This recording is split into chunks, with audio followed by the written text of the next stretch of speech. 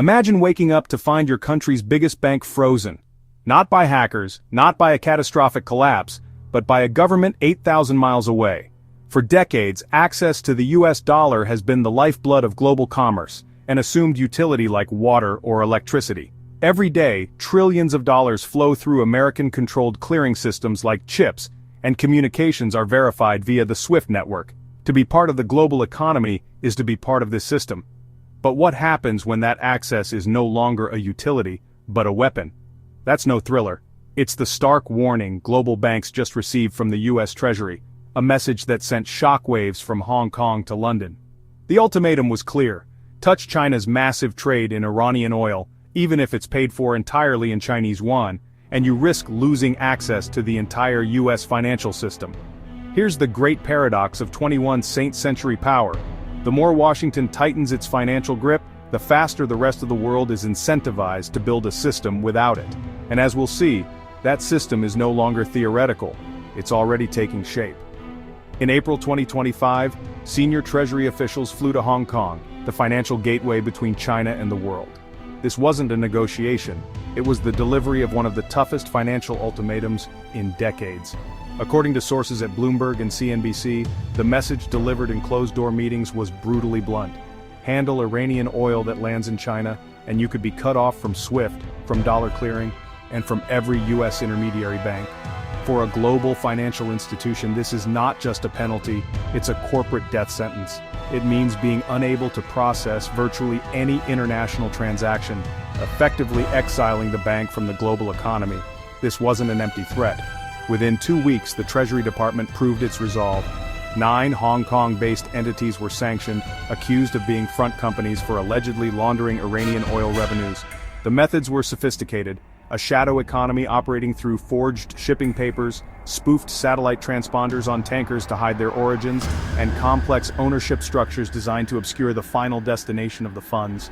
The stakes are enormous. China now imports over 1 million barrels of Iranian oil daily, a staggering 91% of Tehran's total exports, and crucially, most of it is paid for in yuan. Washington isn't just targeting oil, it's trying to choke off a rapidly growing non-dollar trade loop at its source. But every act of financial pressure risks accelerating the very outcome America fears most: a global systemic exit from the dollar. Hong Kong, with its unique status as a global financial hub, now sits directly in the crossfire. The Wall Street Journal confirmed Treasury officials met with banking giants like HSBC and Bank of China, Hong Kong, demanding they trace the ultimate beneficial ownership behind opaque shell firms transacting in yuan. And these aren't marginal players. In the first quarter of 2025, Hong Kong's clearinghouses processed over $260 billion in cross-border payments.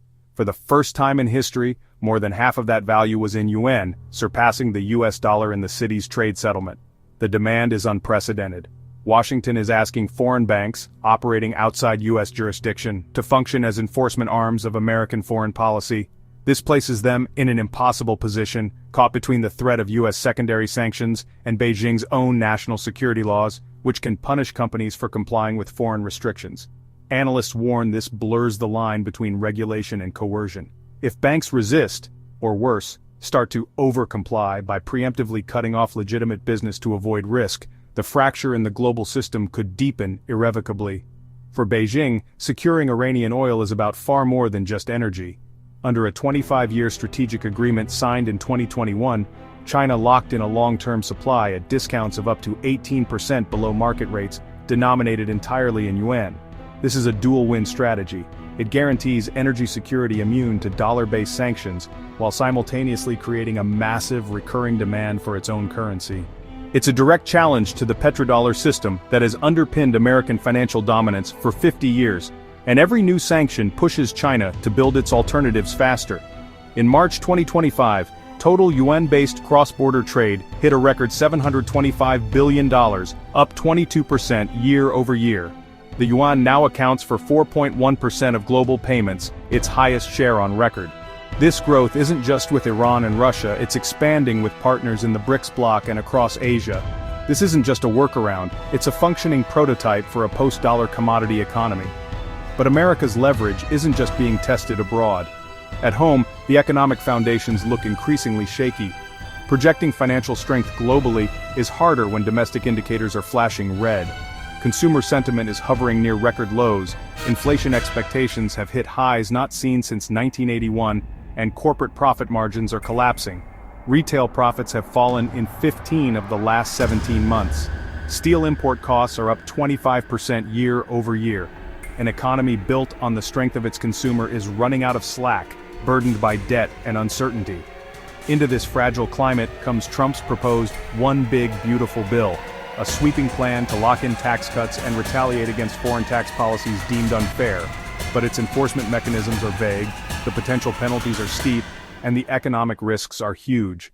Experts from the Tax Foundation warn that higher withholding taxes and retaliatory corporate levies could drive as much as $91 billion in foreign investment away from the U.S. each year, undermining the very reshoring strategy it aims to promote and further weakening the dollar's appeal. On paper, secondary sanctions are designed to be surgical. In practice, they are dynamite. By threatening foreign institutions handling yuan-based oil trades with exclusion from dollar clearing, Washington risks forcing entire nations to choose a side and design alternatives faster. China's central bank has already expanded pilot programs for digital currency trade, like Project M-Bridge with the UAE, Thailand and Hong Kong, creating platforms that bypass dollar intermediaries entirely. And here's the ultimate irony. Every sanction intended to isolate Iran or China is giving the rest of the world a detailed blueprint to isolate the dollar instead. The memory of the nearly $9 billion fine levied on France's BNP Paribas in 2014 for violating sanctions still haunts European boardrooms, a constant reminder of their vulnerability. Even America's closest allies feel the sting. A stronger yen, volatile tariff threats, and unpredictable tax policies have eroded Japanese and European investment incentives. In Germany, manufacturing jobs are stalling. In Japan, real wages are falling. Across the developed world, business bankruptcies are at a 15-year high. For allies, pressure without predictability doesn't feel like leadership, it feels like volatility, and global capital flees volatility. Washington's financial dominance has always rested on more than just money. It's been about trust. Trust in the system's predictability, its relative neutrality, and the rule of law that governs it. But that trust erodes when access is perceived as unstable, increasingly politicized, or actively weaponized against friend and foe alike. China isn't countering with aircraft carriers, it's wielding long-term oil contracts, building new digital payment rails, and executing a patient infrastructure-led economic strategy. It isn't trying to dramatically overthrow the system overnight.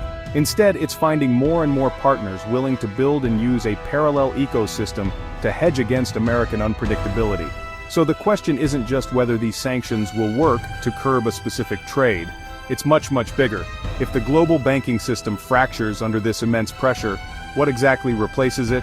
Will the next global reserve currency be anchored by transparent economics or by raw political power? And is a world with two competing financial systems more stable or dangerously more volatile? Let us know in the comments. Has Washington gone too far, or is this the only way to maintain leverage in an increasingly fractured world?